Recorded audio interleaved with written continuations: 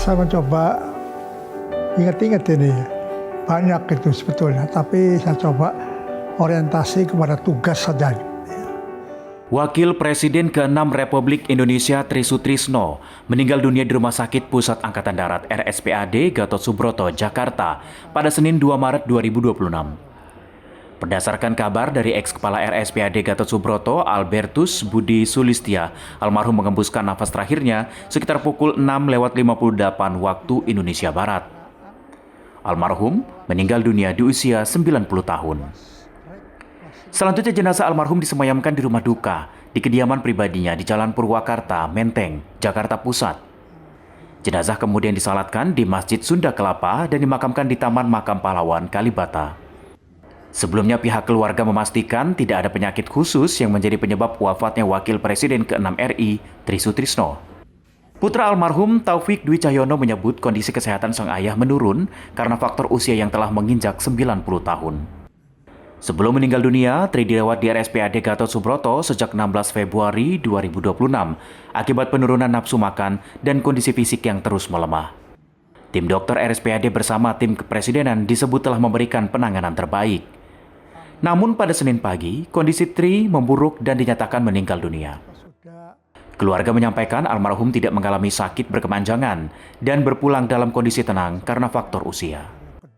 Tri Sutrisno meninggalkan istrinya Tuti Sutiawati merupakan seorang guru kelahiran Bandung. Keduanya dikaruniai 7 orang anak. Semasa hidup, sederet jabatan penting pernah diemban oleh Jenderal Purnawirawan TNI Tri Sutrisno semasa aktif di militer. Tri dikenal luas sebagai tokoh militer yang kemudian menduduki jabatan Wakil Presiden Republik Indonesia. Meski sosok terpandang, cerita hidup Tri Sutrisno juga pernah pasang surut. Tri Sutrisno merupakan Wakil Presiden ke-6 Republik Indonesia yang mendampingi Soeharto pada periode 1993 hingga 1998. Lahir di Surabaya, Jawa Timur, 15 November 1935, Tri berasal dari kalangan militer dan mengawali karirnya sebagai taruna Akademi Teknik Angkatan Darat pada tahun 1956. Kedekatannya dengan Presiden Soeharto terjalin sejak operasi pembebasan Irian Barat pada tahun 1962 hingga kemudian dipercaya menjadi ajudan Presiden pada tahun 1974. Karir militernya terus menanjak. Pada tahun 1985, ia menjabat Wakil Kepala Staf TNI Angkatan Darat mendampingi Jenderal TNI Rudini sebelum akhirnya diangkat menjadi Kepala Staf TNI Angkatan Darat pada tahun 1986. Melalui sidang umum MPR 1993, Tri terpilih sebagai Wakil Presiden RI dan mengakhiri masa jabatannya pada tahun 1998 digantikan oleh B.J. Habibie. Sejak tahun 2017, almarhum juga dipercaya sebagai anggota Dewan Pengarah Badan Pembinaan Ideologi Pancasila. Restu Wulandari, Berita Nasional TV.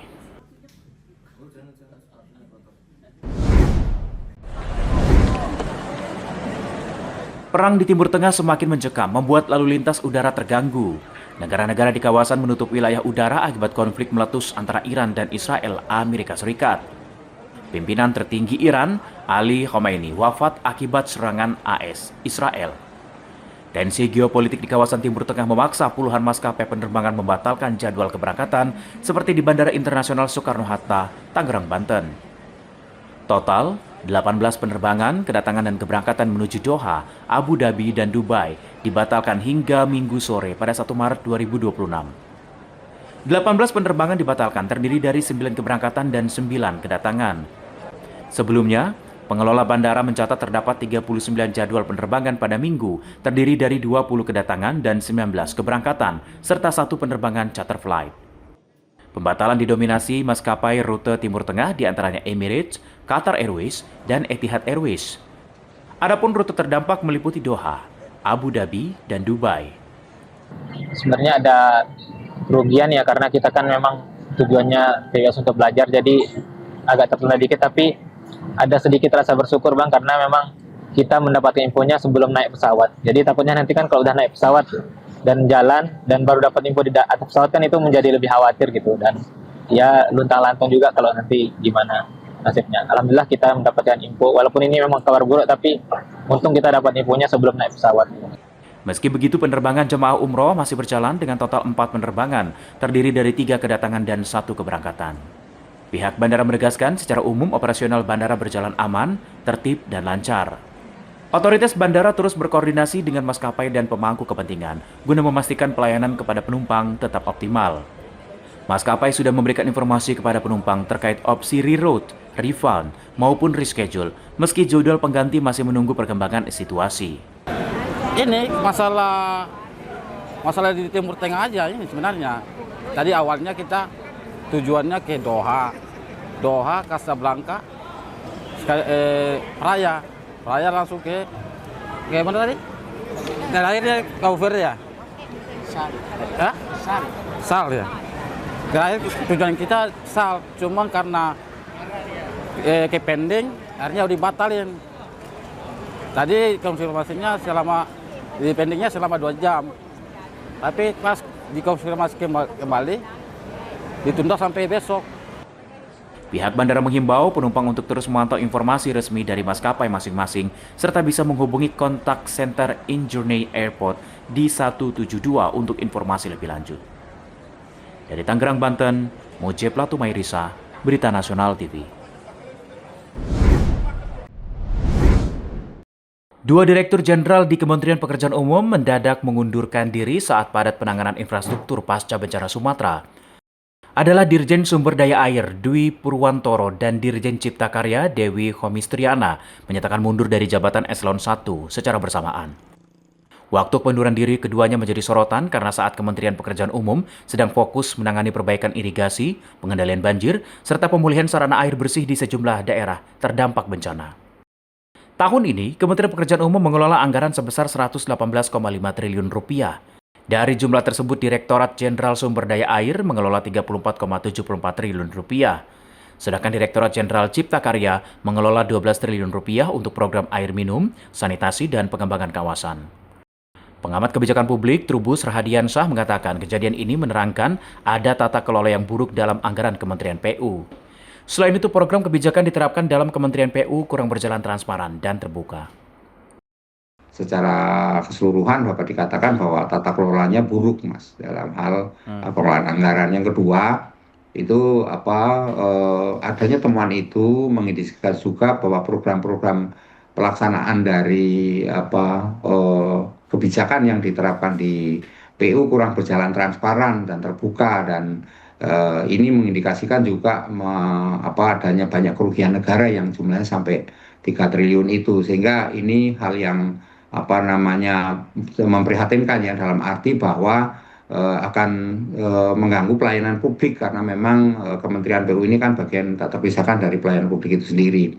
Yang ketiga, menurut saya nih harus segera usut tuntas untuk mengungkap modus-modus apa saja, dan dalam ini sesuai dengan data yang dimiliki oleh BPK bisa digunakan untuk aparat penegak hukum. Menteri Pekerjaan Umum Dodi Hanggodo buka suara terkait mundurnya Dirjen Sumber Daya Air dan Dirjen Cipta Karya baru-baru ini. Dodi menerangkan pengunduran diri terjadi karena ada indikasi kerugian negara di Kementerian PU yang diungkapkan Badan Pemeriksaan Keuangan atau BPK. BPK mengirim surat kepada Menteri PU pada Januari 2025 dan Agustus 2025. Hal ini disampaikan Menteri Dodi di Semarang pada 1 Maret 2026. Surat BPK pada Januari 2025 mencantumkan kerugian keuangan negara hampir 3 triliun rupiah. Pada masa Agustus 2025, dalam surat disampaikan kerugian keuangan negara turun dari awalnya hampir 3 triliun rupiah menjadi hampir 1 triliun rupiah. Dalam surat kedua tercantum beberapa rekomendasi, misalnya membentuk majelis ad hoc, membentuk tim di Satuan Kerja untuk percepatan pengembalian kerugian negara yang disebabkan pihak ketiga. Dodi mengatakan proses audit berjalan di bawah koordinasinya. Dodi mengakui tidak semua auditor di Inspektorat Jenderal bekerja secara optimal, namun tetap menjunjung asas praduga tak bersalah. Terus waktu itu saya ngasih disposisi kepada Sekjen dan Irjen untuk menindaklanjuti dengan cepat, dan saya kasih waktu sampai dengan bulan Juni 2025. Tapi sampai detik ini juga nggak ada respon. Kemudian surat cinta kedua meluncur ke saya itu di Agustus 2025. Nah, di situ disampaikan kerugian keuangan negara itu sudah turun menjadi hampir sekitar 1 triliunan lah, ya, dari awalnya hampir 3 triliun menjadi sekitar hampir turun menjadi hampir 1 triliun. Plus ada beberapa rekom, misalnya membentuk majelis ad hoc, membentuk tim di Satker untuk percepatan pengembalian kerugian negara yang disebabkan oleh pihak ketiga. Nah, yang ketiga ini juga belum ada lebih lanjut dari Irjen dan Sekjen, makanya kemudian saya ambil alih. Jadi nanti kita akan bentuk majelis ad hoc, kita akan bentuk tim baru di setiap Satker agar pengembalian kerugian negara bisa lebih cepat dan tidak mengganggu pekerjaan hari-hari para Satker. Nah, kemudian yang ketiga, saya juga akan menghidupkan komite audit, karena bagaimanapun kita semua harus mungkin kita semua sepakat. Saya kan tidak bisa membersihkan rumah saya kalau sapu saya kotor.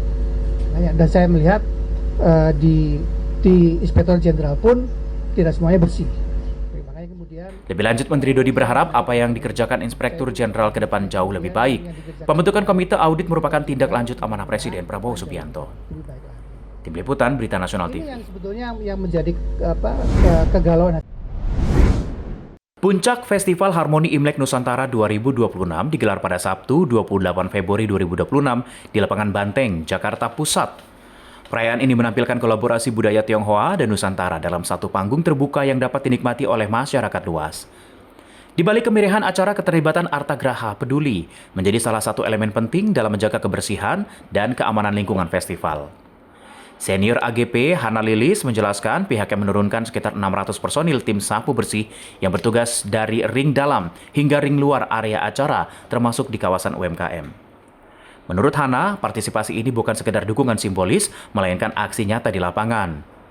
Seluruh karyawan diwajibkan untuk memungut sampah yang mereka lihat meski bukan sampah yang mereka buang, sebagai bentuk komitmen terhadap kebersihan di setiap kegiatan publik yang didukung. Hari ini kita turunkan sekitar 600 orang untuk tim sapu bersih, kemudian dari ring dalam sampai ring luar. Kan banyak UMKM di luar, itu semuanya kita ikut serta untuk menyapu bersih. Kemudian kita juga terlibat dalam pengamanan. Nah, mungkin nanti tim kesehatan bisa menyampaikan. Sama program yang kita ikut serta adalah sistem pembayaran, QRIS, karena itu lebih aman, orang tidak banyak membawa uang. Selain menjaga kebersihan dan keamanan, AGP juga mendorong perputaran ekonomi pelaku usaha kecil dengan membagikan voucher belanja senilai Rp100.000 kepada masyarakat dan komunitas binaan untuk bertransaksi di pasar UMKM.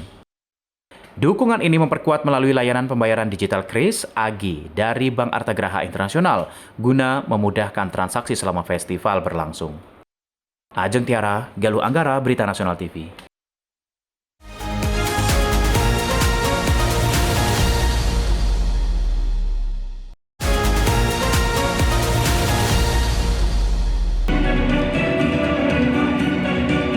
Wakil Menteri Ekonomi Kreatif Irene Umar menyebut gelaran Harmoni Imlek Nusantara sebagai wujud nyata akulturasi beragam budaya di Indonesia.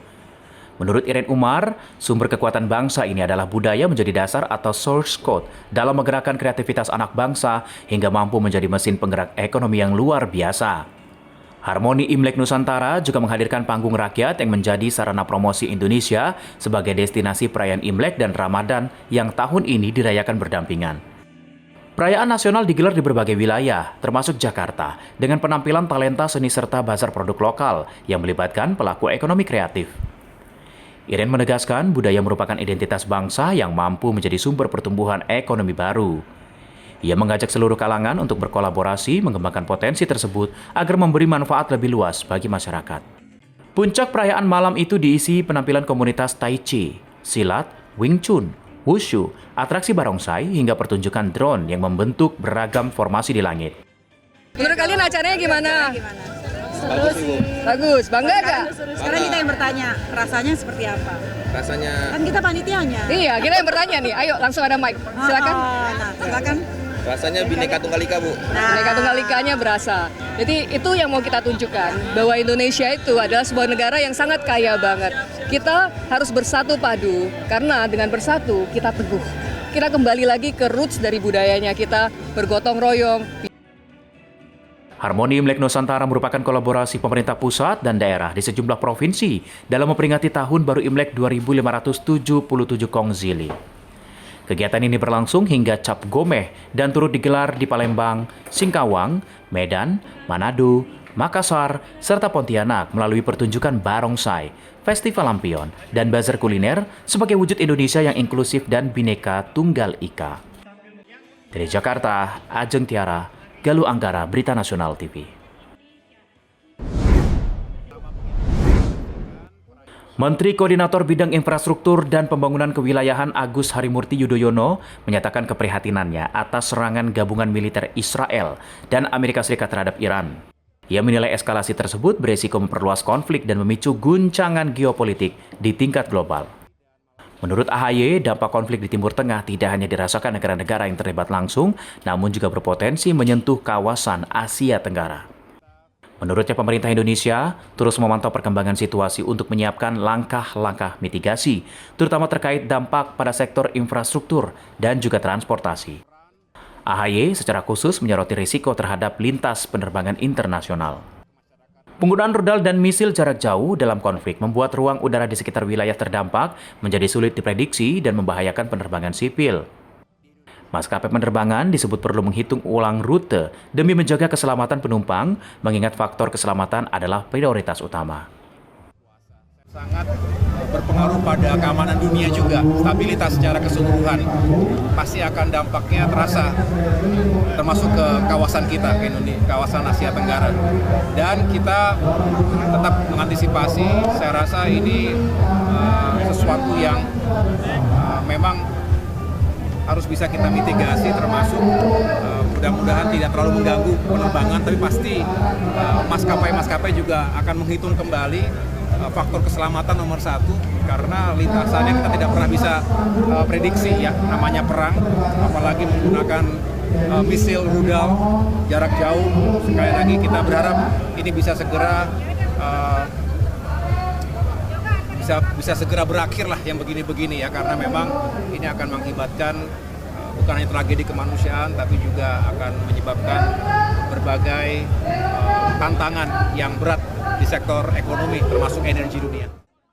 Selain aspek keselamatan, AHY mengingatkan konflik ini juga berimplikasi pada stabilitas ekonomi dunia. Posisi strategis Timur Tengah dalam rantai pasok minyak dan gas membuat ketahanan energi global berada dalam tekanan. Pemerintah berharap konflik dapat segera mereda agar tidak menimbulkan krisis yang lebih luas di sektor energi dan perekonomian dunia. Ajeng Tiara, Galuh Anggara, Berita Nasional TV.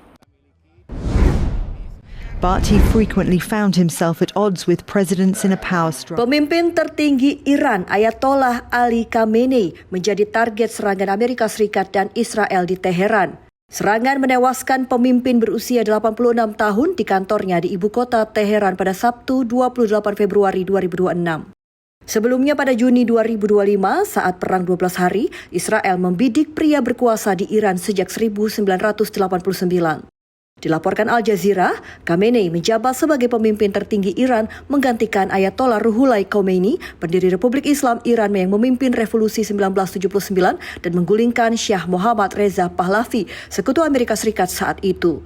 Khamenei memegang otoritas puncak eksekutif, legislatif, yudikatif, dan militer, serta sebagai pemimpin spiritual negara. Lebih dari 3 dekade kepemimpinannya, hubungan Iran dengan Barat berlangsung tegang. Sanksi ekonomi, tekanan diplomatik, serta gelombang protes domestik mengenai isu ekonomi dan hak asasi manusia mewarnai masa pemerintahannya. Khamenei kerap menyebut Amerika Serikat sebagai musuh nomor 1 Iran dan Israel berada di urutan berikutnya. Basis kekuatan Khamenei bertumpu pada loyalitas 2 institusi keamanan utama, yakni Korps Garda Revolusi Iran dan pasukan paramiliter Basij yang memiliki ratusan ribu relawan. Khamenei berulang kali menegaskan Iran tidak akan membangun senjata nuklir dan menyatakan program nuklir Iran ditujukan untuk kepentingan sipil. Narasi Iran merancang senjata nuklir disuarakan Israel dan sejumlah pihak dalam pemerintahan Presiden Donald Trump.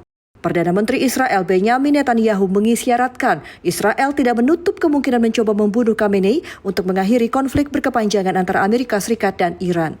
Presiden Amerika Serikat Donald Trump menyatakan jalur diplomasi dengan Iran kini jauh lebih mudah usai Ayatollah Ali Khamenei tewas.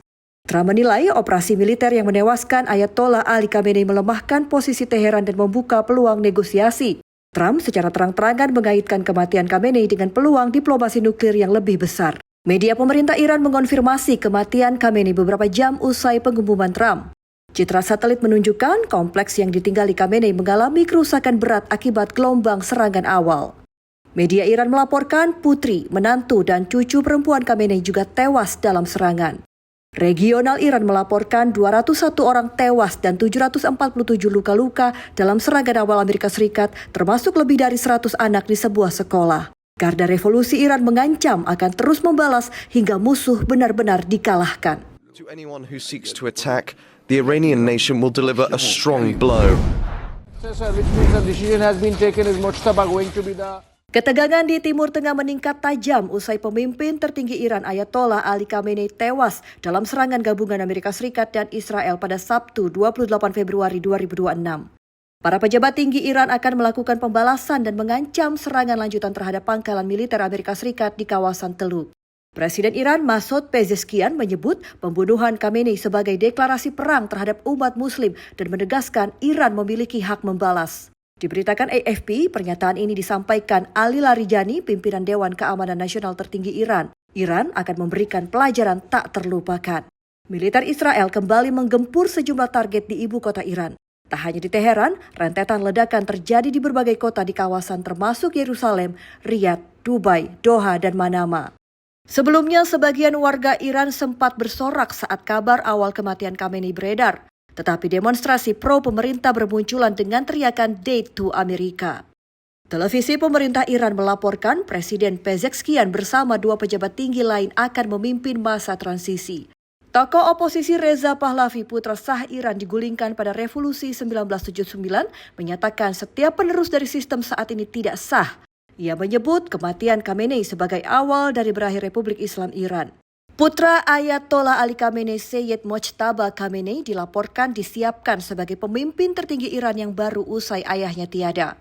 Sejumlah laporan media Iran termasuk media pemerintah Fars menyebut nama putra kedua Ayatollah Ali yaitu Mojtaba Khamenei sebagai kandidat kuat menduduki jabatan ini. Persiapan menjadikan Mojtaba sebagai pemimpin tertinggi dilakukan 2 tahun terakhir. Ayatollah Ali Khamenei mengisyaratkan Mojtaba sebagai calon penerus pada 2024 saat kekhawatiran atas kondisi kesehatannya. Meski Mojtaba dipandang sebagai kandidat potensial, namun keputusan akhir berada di tangan Majelis Ahli. Majelis Ahli merupakan lembaga memiliki kewenangan memilih dan mengawasi pemimpin tertinggi Iran. Badan ini terdiri dari 88 ulama yang dipilih untuk menentukan otoritas keagamaan tertinggi negara. Ribuan warga Iran memadati lapangan Enghelab di Teheran. Mereka berduka atas kematian pemimpin tertinggi Ayatollah Ali Khamenei pada Minggu 1 Maret 2026. Para pelayat menangis sambil meneriakkan slogan "Matilah Amerika" dan "Matilah Israel". Televisi pemerintah Iran mengumumkan masa berkabung nasional selama 40 hari serta menetapkan 7 hari sebagai libur nasional.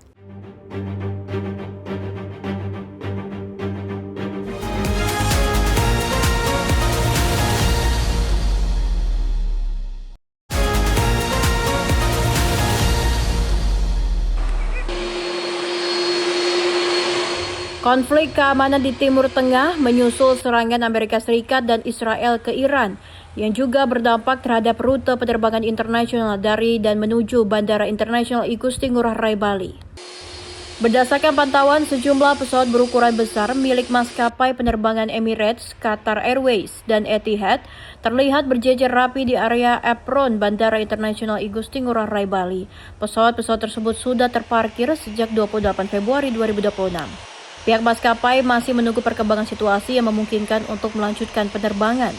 Sejumlah rute penerbangan di Bandara Internasional Igusti Ngurah Rai yang mengalami penundaan penerbangan atau penyesuaian jadwal penerbangan, yaitu Etihad EY477 rute Denpasar menuju Abu Dhabi, Emirates EK369 rute Denpasar menuju Dubai, Qatar Airways QR963 rute Denpasar menuju Doha, Emirates EK399 rute Denpasar menuju Dubai, serta Qatar Airways QR961 rute Denpasar menuju Doha. Penundaan penerbangan itu juga membuat 1.631 orang penumpang dengan tujuan Timur Tengah kini berada dalam kondisi ketidakpastian. Kalau sesuai dengan data yang kami dapatkan, ya kami ada ya kemarin bahwa penumpang yang sudah check-in itu dihotelkan oleh pihak maskapai. Namun ada yang belum ke bandara, tentunya diinformasikan oleh para pihak maskapai. Dan di sini tentunya melakukan reroute, reschedule maupun refund. Seperti itu. Di sisi lain, pembatalan maupun pengalihan rute penerbangan untuk rute ke Timur Tengah berpotensi menyebabkan perubahan arus penumpang di Bandara Internasional Igusti Ngurah Rai. Merespon situasi tersebut, Imigrasi Ngurah Rai mengaktifkan langkah siaga untuk memastikan pelayanan keimigrasian tetap berjalan lancar dan kondusif. Upaya yang dilakukan pihak imigrasi antara lain penempatan personel tambahan pada area kedatangan dan keberangkatan internasional guna mengantisipasi lonjakan antrian, melakukan monitoring real-time terhadap pergerakan rute penerbangan melalui aplikasi resmi maskapai dan sistem data penerbangan global, hingga pemutakhiran SOP serta aktivasi rencana kontingensi dalam penanganan penumpang terdampak. Pihak Imigrasi Ngurah Rai juga mengantisipasi kemungkinan terjadinya overstay bagi warga negara asing yang terdampak pembantalan penerbangan sehingga tidak dapat meninggalkan wilayah Indonesia sesuai jadwal. Bagi penumpang yang masa izin tinggalnya hampir atau telah berakhir lantaran kini masih dalam situasi darurat penerbangan, diharapkan segera melapor kantor imigrasi untuk mendapat arahan lebih lanjut. Dari Bali, jurnalis Berita Nasional TV.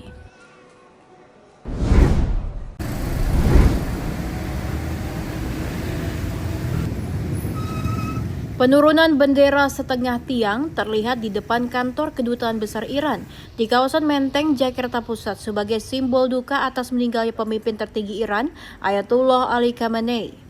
Karangan bunga serta ucapan duka cita mulai berdatangan dari negara-negara sahabat. Sebuah rangkaian bunga anggrek dari Menteri Pertahanan Indonesia, Syafri Syamsuddin, juga telah terpampang di depan kantor Kedubes.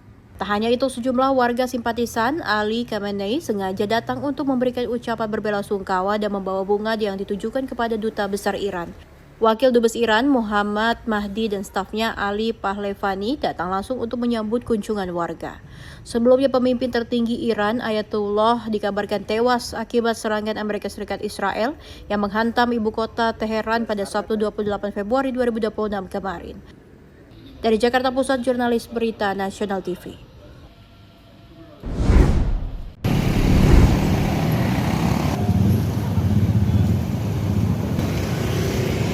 Sejumlah lubang dengan kedalaman beragam terlihat menganga di badan jalan. Jalur inspeksi Kalimalang mulai dari perbatasan Kota Bekasi, Jatimulia, Tambun Selatan, Kabupaten Bekasi, Jawa Barat dipenuhi kerusakan. Lubang-lubang tersebut kerap tidak terlihat oleh pengendara terutama saat malam hari dan saat hujan turun. Akibatnya sejumlah pengendara sepeda motor terlihat harus ekstra hati-hati, bahkan beberapa di antaranya hampir terjatuh saat melintas. Kondisi ini diperparah dengan minimnya penerbangan di sejumlah titik. Jalur Kalimalang sendiri merupakan salah satu akses penting dan jalur alternatif pemudik dari arah Bekasi menuju Karawang dan sejumlah wilayah di Pulau Jawa. Menjelang puncak arus mudik, volume kendaraan diprediksi terus meningkat, sehingga resiko kecelakaan pun semakin tinggi. Sejumlah pengendara mengaku terpaksa mengurangi kecepatan dan memilih berkendara lebih pelan saat melintasi ruas jalan tersebut. Mereka berharap ada perbaikan sebelum arus mudik mencapai puncaknya. Silakan, terlalu dia kenceng kan bawa motor, tahu-tahu ada jalan berlubang, masuk ke lubang kan oleng langsung dia jatuh. Ya, kalau istilahnya jatuh satu orang nggak apa-apa ya, ini melibatkan orang lain gimana ini? Warga dan pengguna jalan berharap pemerintah segera melakukan perbaikan menyeluruh agar tidak menimbulkan korban jiwa saat puncak arus mudik Lebaran 2026 nanti. Dari Bekasi, jurnalis Berita Nasional TV.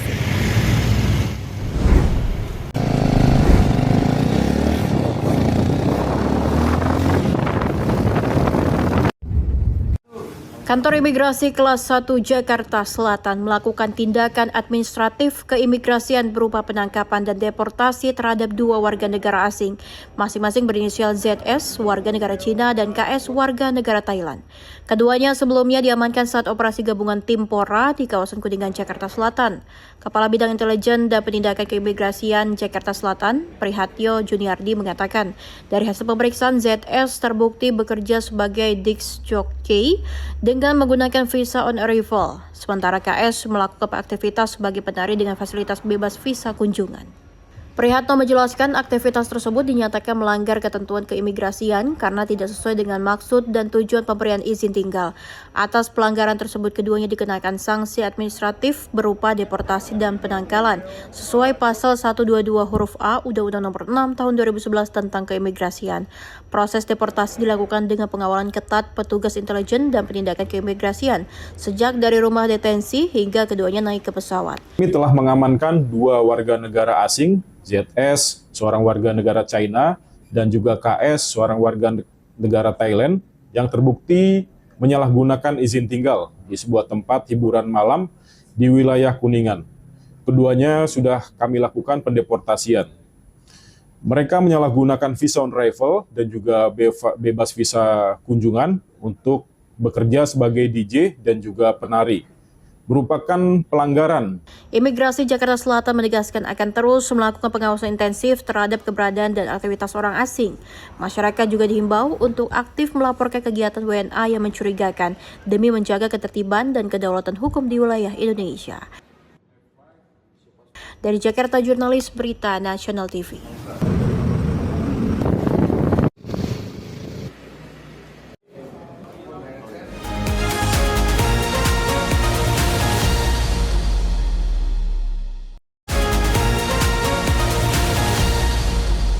Guys ya, nih plotnya nih guys, liatin aja nih ya plotnya, yakin muka-mukanya.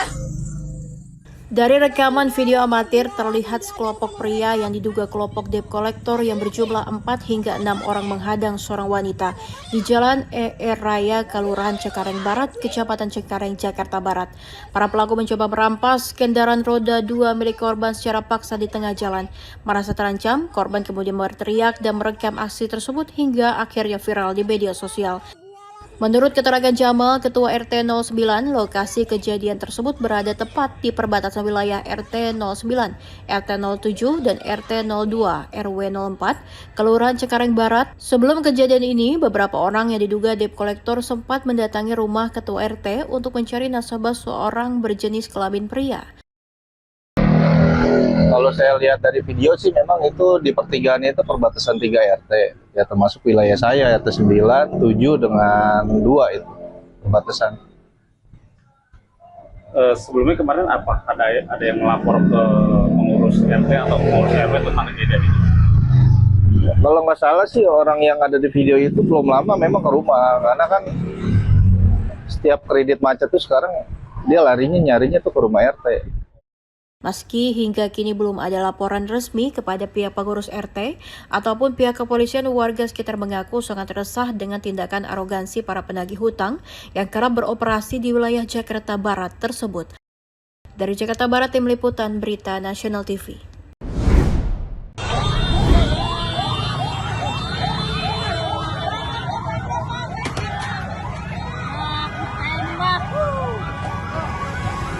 Setelah diperiksa secara intensif, Hafiz Mahendra, pengemudi minibus yang mengendarai mobilnya secara ugal-ugalan dan melawan arah di Jalan Gunung Sahari, Jakarta Pusat pada Rabu sore kemarin ditetapkan sebagai tersangka.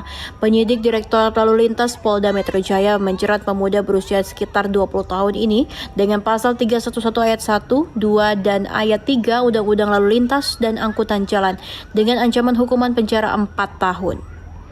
Dari hasil penyidikan ditemukan unsur kesengajaan dalam perbuatan tersangka sehingga menyebabkan luka dan kerugian material. Direktur Lalu Lintas Polda Metro Jaya Kombes Kobarudin mengatakan tersangka diketahui melawan arah dan menambah kecepatan di 3 ruas jalan sekaligus seperti di Jalan Gunung Sahari 5, Jalan Budi Utomo, dan Jalan Gunung Sahari Raya sebelum akhirnya berhenti dan diamuk massa. Saat digeledah, petugas menemukan 4 pasang plat nomor kendaraan yang diduga palsu, 2 bilah senjata tajam jenis badik dan golok, serta sepucuk senjata api mainnya.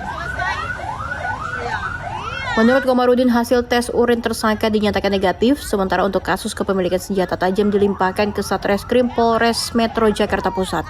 Baik, sampai dengan tadi subuh ya, kita melakukan pemeriksaan secara intens terhadap terduga pelanggar ya. Terduga pelanggar yang kita ketahui bahwa kemarin sore sekira pukul 17.15 ataupun menjelang maghrib di ruas jalan Gunung Sahari, ya tepatnya dari arah Senen menuju ke Gunung Sahari.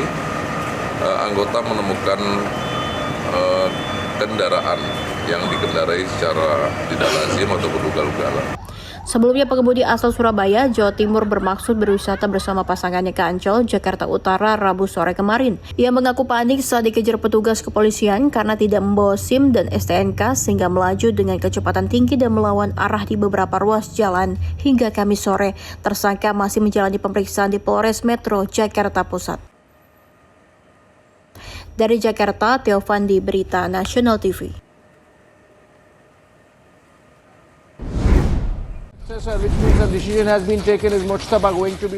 Ketegangan di Timur Tengah meningkat tajam usai pemimpin tertinggi Iran Ayatollah Ali Khamenei tewas dalam serangan gabungan Amerika Serikat dan Israel pada Sabtu 28 Februari 2026. Para pejabat tinggi Iran akan melakukan pembalasan dan mengancam serangan lanjutan terhadap pangkalan militer Amerika Serikat di kawasan Teluk. Presiden Iran Masoud Pezeshkian menyebut pembunuhan Khamenei sebagai deklarasi perang terhadap umat muslim dan menegaskan Iran memiliki hak membalas. Diberitakan AFP, pernyataan ini disampaikan Ali Larijani, pimpinan Dewan Keamanan Nasional tertinggi Iran. Iran akan memberikan pelajaran tak terlupakan. Militer Israel kembali menggempur sejumlah target di ibu kota Iran. Tak hanya di Teheran, rentetan ledakan terjadi di berbagai kota di kawasan termasuk Yerusalem, Riyadh, Dubai, Doha, dan Manama.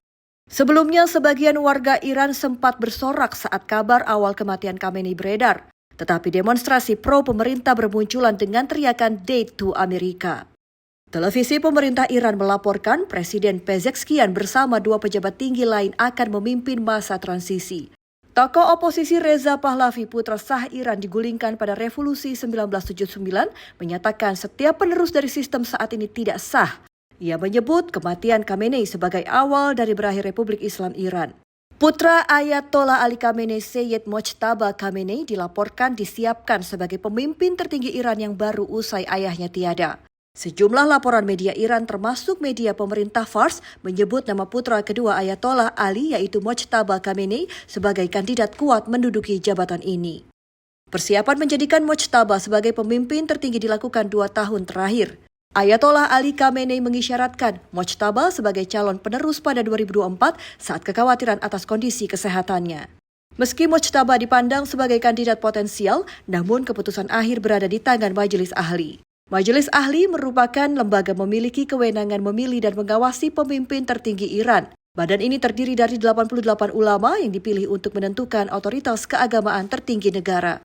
Ribuan warga Iran memadati lapangan Enghelab di Teheran. Mereka berduka atas kematian pemimpin tertinggi Ayatollah Ali Khamenei pada Minggu 1 Maret 2026. Para pelayat menangis sambil meneriakkan slogan "Matilah Amerika" dan "Matilah Israel". Televisi pemerintah Iran mengumumkan masa berkabung nasional selama 40 hari serta menetapkan 7 hari sebagai libur nasional.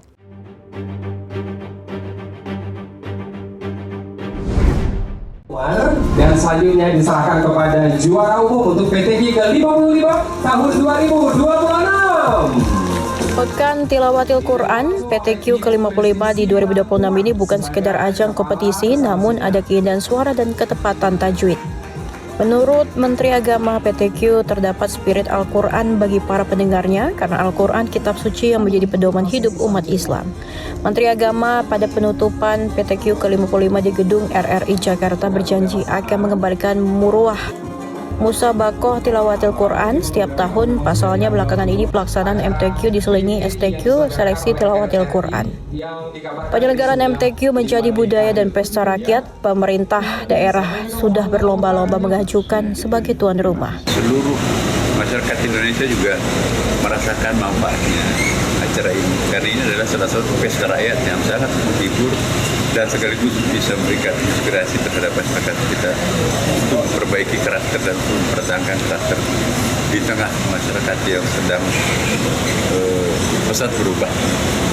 Tanpa kompas ke depan, maka kita nanti khawatir sebagai satu bangsa yang sangat luas besar berada di posisi silam ini, ya, bisa akan bermasalah. Sementara Direktur Utama Radio Republik Indonesia, Hendrasmo, menegaskan kegiatan ini bukan sekedar ajang kompetisi, melainkan bagian dari upaya membangun karakter generasi muda berdasarkan nilai-nilai Al-Quran. Kita dan menyelesaikan kegiatan pekan depan yang ke-55 tahun 2020.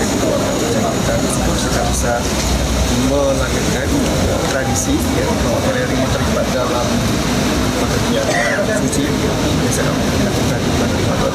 Jadi kita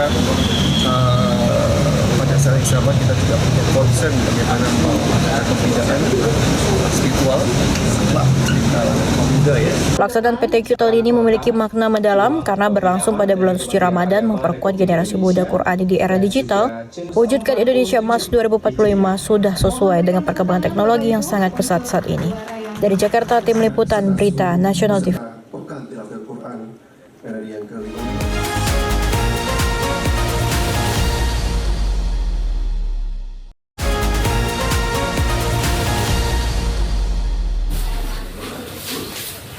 Kolang-kaling menjelma menjadi komoditas favorit warga selama bulan suci di Yogyakarta. Teksturnya yang kenyal dan rasa yang segar menjadikannya bahan utama berbagai minuman dan hidangan pembuka puasa. Di salah satu kios lantai 2 Pasar Beringharjo milik Fendi, terlihat aktivitas jual beli yang lebih ramah dari hari biasanya. Jika sebelumnya pembeli didominasi pedagang minuman, kini masyarakat umum datang langsung untuk membeli secara eceran. Antrean pun terlihat silih berganti memenuhi lapaknya. Fendi menyediakan 2 varian kolang-kaling, ukuran besar asal Sumatera dijual dengan harga Rp16.000 per kilogram. Sementara ukuran lebih kecil dari Jawa Barat dibanderol Rp13.000 per kilogram. Meski penjualan naik tajam, pedagang mengaku persediaan tahun ini lebih terbatas. Jika pada Ramadan sebelumnya stok mampu mencapai 3 ton, kini hanya berkisar 2 ton. Terbatasnya pasokan dipicu kendala distribusi dari Sumatera akibat tanah longsor, serta belum tiba masa panen di wilayah Jawa Barat. Jualan kolang-kaling sendiri karena terkendala musim hujan, jadi ini tidak terlalu naik signifikan gitu. Lonjakan kemarin sempat terjadi 1 hari sebelum puasa. Jadi cuma di 2 hari awal aja sih. Setelah itu lihat kondisi cuaca yang sangat berpengaruh. Tapi ini masih optimis ya Mas, nanti kan Ramadan masih lama. Ya untuk optimis selama cuaca membaik, tidak hujan di hari, optimis. Selain kolang-kaling, produk lain seperti cincau juga turut laris manis. Cincau segar yang dipasok dari Godean ini dijual Rp5.000 per potong dengan pilihan warna yang beragam. Meningkatnya permintaan kolang-kaling menjadi bukti Ramadan membawa berkah bagi para pedagang pasar tradisional. Di tengah keterbatasan stok, optimisme penjual tetap tinggi seiring antusiasme warga menyambut waktu berbuka puasa. Dari Beringharjo, Yogyakarta, Tim Liputan Berita Nasional TV.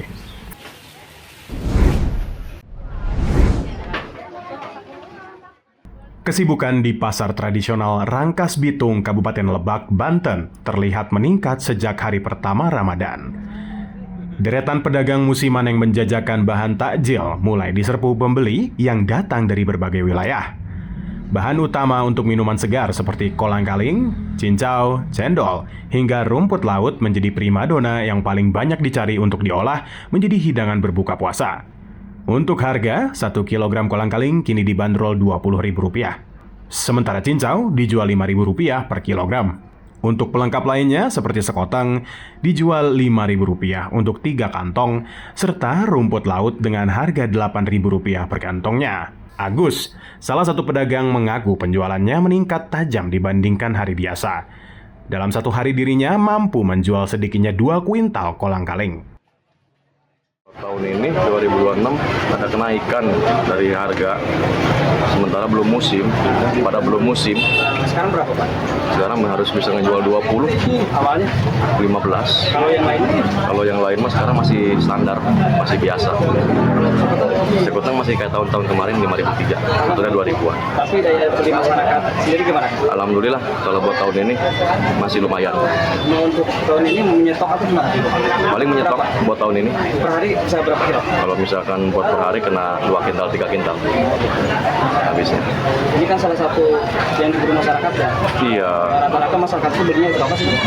Buat kolak, takjil, sama paling ngerujak buat es buah kayak begitu. Warga memilih membeli bahan mentah ini karena dinilai lebih ekonomis dan dapat diolah sendiri sesuai selera di rumah.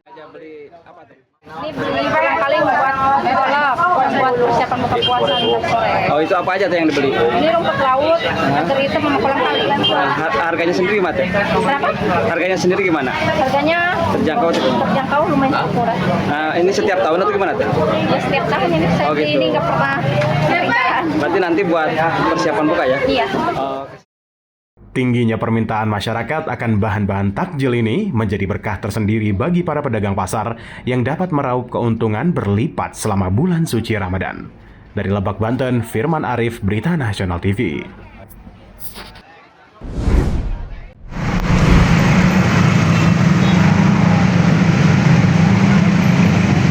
Ramadan 1447 Hijriah menjadi berkah para pedagang yang mangkal di pinggir jalan Pasar Mambo, Majalengka Kota, Kabupaten Majalengka. Puluhan pedagang menjajakan dagangannya dari mulai es, buah-buahan hingga pedagang siap saji jelang berbuka puasa. Mereka tidak hanya berjualan di bulan Ramadan saja, melainkan sudah menjadi mata pencaharian sebelumnya untuk menghidupi keluarganya di kawasan ini. Namun suasana Ramadan hari ke-8 masih dirasakan sepi oleh para pedagang yang biasa mangkal di lokasi Pasar Mambo tersebut. Biasanya para pedagang di Pasar Mambo mulai ramai dikunjungi pembeli jelang arus mudik dan balik lebaran di mana warga datang dari berbagai daerah membeli di kawasan tersebut. Seorang pedagang es di Pasar Mambo, Yaya Sutaria, mengaku saat ini masih belum seramai tahun-tahun sebelumnya. Berkurang Pak dari tahun kemarin. Itu mungkin sebabnya antusias masyarakat atau gimana? Antusias masyarakat kalau yang jalan-jalannya banyak, yang jajannya kurang. Yang jajan. Jualannya kurang. Biasanya tahun kemarin berapa? Tahun kemarin sampai 1 juta lebih lah per hari itu. Per hari. Sekarang cuma 500. Sementara itu Irfan berharap para pedagang bisa meraup untung saat Ramadan ini meski arus mudik belum berjalan. Alhamdulillah rame buat yang mudik, terus buat nambahin perekonomian, terus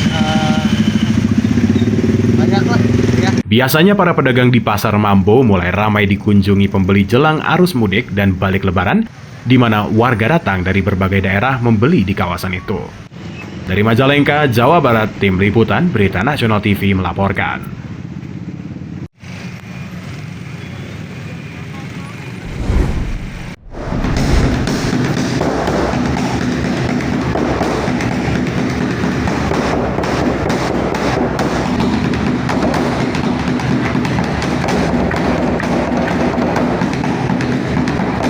Rampak beduk adalah kesenian yang berasal dari Banten, kini hadir di Majalengka, Jawa Barat.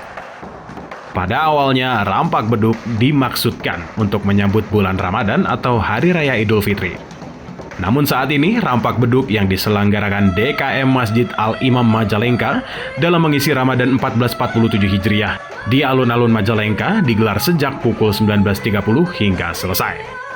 Karena yang pertama kalinya digelar di Kabupaten Majalengka, antusias pesertanya pun masih minim. Dari 26 kecamatan di Majalengka, hanya diikuti 8 peserta.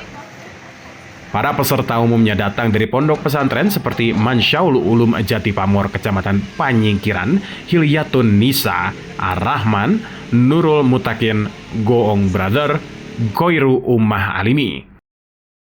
Namun ada satu peserta yang berasal dari kelompok seni Sunda Rancage, Kecamatan Cigasong. Dewan Juri Rampak Beduk Abdul Ghani menjelaskan, dari sisi aspek kiroahnya luar biasa. Namun namanya lomba, pasti ada yang nilainya tinggi, sedang, kurang atau lebih.